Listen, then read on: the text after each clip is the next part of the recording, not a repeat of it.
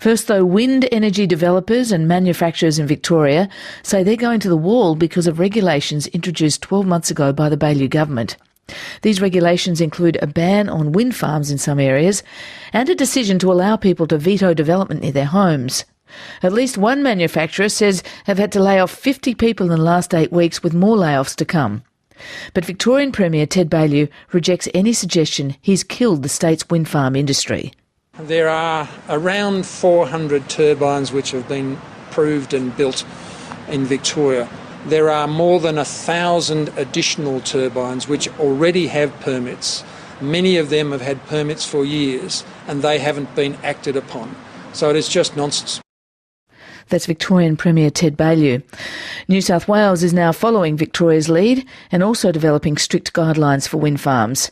As Mike Woods reports, the wind industry is concerned more renewable energy projects will be scrapped. There have been no new applications to develop wind farms in Victoria since the new regulations were introduced.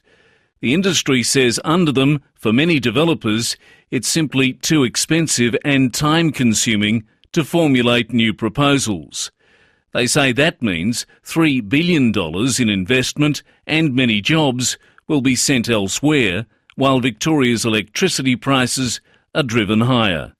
Russell Marsh is the Clean Energy Council's Policy Director. Effectively, new laws do two things. One is that they say you can't have a wind turbine close than 2 kilometres to someone's house unless you have the resident of that house sign a consent form, sign an agreement they're happy to have that. They've also identified a whole load of no-go areas where you can't put wind farms at all. And the combination of those two things has meant that the industry has effectively stopped in Victoria. While Victoria set the ball rolling with its tough stance on wind farms, the New South Wales guidelines are said to be some of the toughest in the world. There are now warnings that such restrictions may simply make it too tough for the wind industry to survive. Matthew Wright is from the Climate Change Solutions think tank Beyond Zero Emissions. It's a precedent that if followed, could grind the wind industry to a halt. But this is not just about wind, this is actually about a safe energy future, about climate mitigation and a whole lot of other benefits, and we're going to lose those if this kind of bad decision-making prevails. Keppel Prince is Australia's largest wind turbine manufacturer, based at Portland in southwestern Victoria. The company says the only work it has on its books is that ordered before the new Victorian regulations were introduced.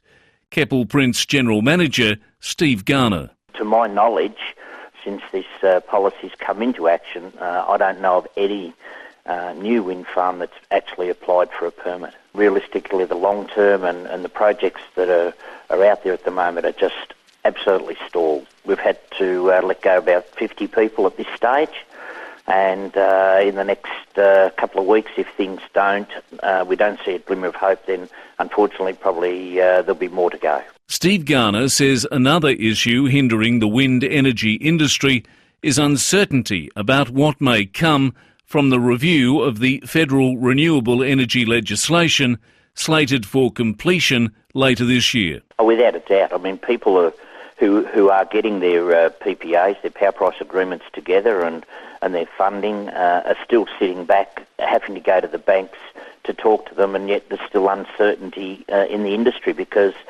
the government of the day is potentially looking at reviewing it, and God, we all in the industry hope they just hurry up and get that done, but leave it as it is and move on. Another big issue for the industry in Victoria and elsewhere is the continuing campaign by a number of groups about the health effects of living near wind turbines.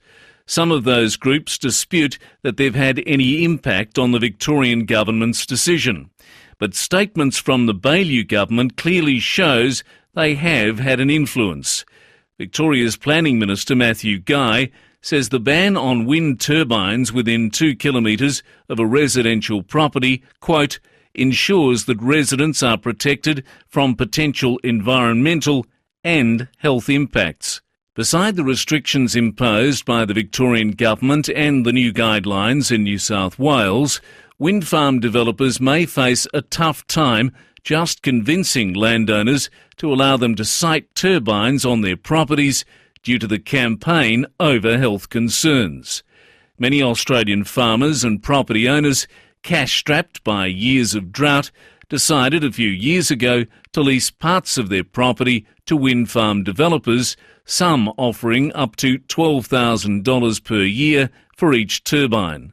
South Australian farmer David Mortimer. Most of the areas out our way are small farms, sort of in the order of, as in our case, sort of 250 acres up to a couple of thousand acres, and the land isn't the most productive of land, so anything that could supplement to that would be welcome. David Mortimer says he now regrets the decision to allow turbines to be placed on his property because of the number of problems both he and his wife have encountered since their installation. It was the audible whoosh, whoosh, whoosh sound, symptoms of waking up in the middle of the night in blind panic, having fits of depression in the daytime, and ringing in our ears, tinnitus. And the interesting thing to note is that when we go away, like we are now on holidays away from the farm, within a day or two of having gone away, all the symptoms that we have on the farm, they disappear. The argument over whether or not wind farms affect people's health could fill an entire program. The Waubra Foundation in Victoria has been a leading campaigner against wind power. Dr. Sarah Laurie is CEO of the Waubra Foundation and suggests that there may be no safe distance between wind turbines and dwellings. There are people who are reporting symptoms out to at least 10 kilometres, and I'm actually hearing more and more that there are people with symptoms further away. We don't know what's safe, and I think imposing any technology on a community where you haven't actually done the due diligence and done the safety, even constructing the human safety dose response curves hasn't been done. That's simply unacceptable. Clearly this technology is causing health problems.